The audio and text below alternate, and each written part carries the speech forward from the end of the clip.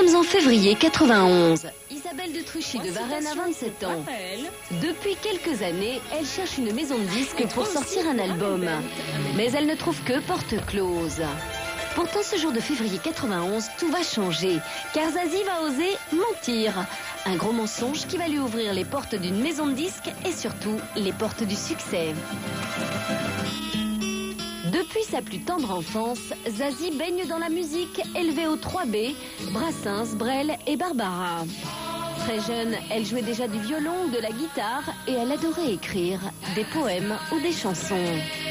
J'écrivais des chansons, comme d'autres ont un journal ou font des photos intimes. C'était mon journal intime, quoi. Je n'étais absolument pas du tout appréhendée dans ma petite tête d'artichaut que ça pouvait être un métier de s'amuser, en gros, puisque c'était mon loisir. Son bac littéraire en poche, Zazie trouve un petit boulot. Plutôt que de livrer des pizzas, elle est mannequin. Les photographes ont bien remarqué son joli minois et le travail abonde, elle défile pour les plus grands. Mais petit à petit dans la tête de Zazie, l'idée de faire de la musique devient de plus en plus importante. Pour l'instant, malheureusement, elle n'est que choriste figurante derrière des chanteurs célèbres, Marc Lavoine ou Boy George. Sa douce voix, elle n'intéresse que la pub. Elle fait des voix à la radio pour des voitures, des saucissons ou des boissons apéro. Pour la santé, attention à l'abus d'alcool. Changez de télé, 2 mois d'abonnement gratuit. Vous abonnez avec 2 mois d'abonnement gratuit, 3000 revendeurs télé agréés à votre service. Mais en secret, Zazie a enregistré une maquette. Mais comme elle n'a aucun contact dans les maisons de disques, personne ne daigne la recevoir en rendez-vous. Pourtant, ce beau jour de 91, pensant qu'elle n'a plus rien à perdre, Zazie va oser le tout pour qu'on la laisse entrer. Ce jour de février 91, comme souvent depuis plusieurs semaines, Zazie fait le tour des maisons de disques avec sa maquette. Mais sans succès. À chaque fois qu'elle téléphone pour parler au directeur artistique, elle rencontre un barrage, celui des secrétaires. Systématiquement, Zazie doit expliquer qui elle est, ce qu'elle chante et ce qu'elle veut. Et à chaque fois, elle se fait refouler.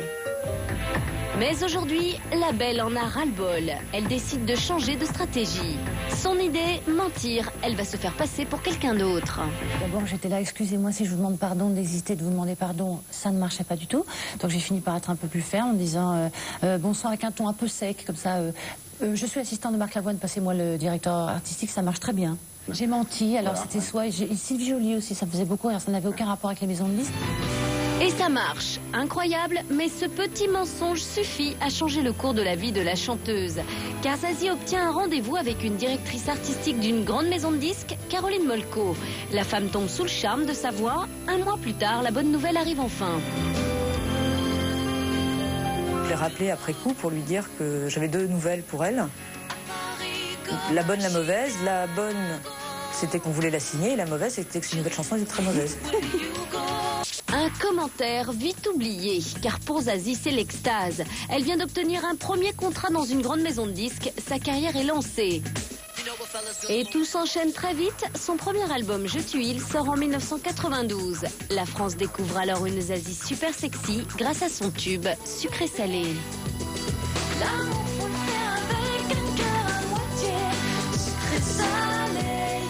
Depuis, Zazie cumule les succès. Tous ses albums se vendent à plus de 400 000 exemplaires. Et aujourd'hui, sur sa cheminée, elle peut aligner fièrement 3 victoires de la musique.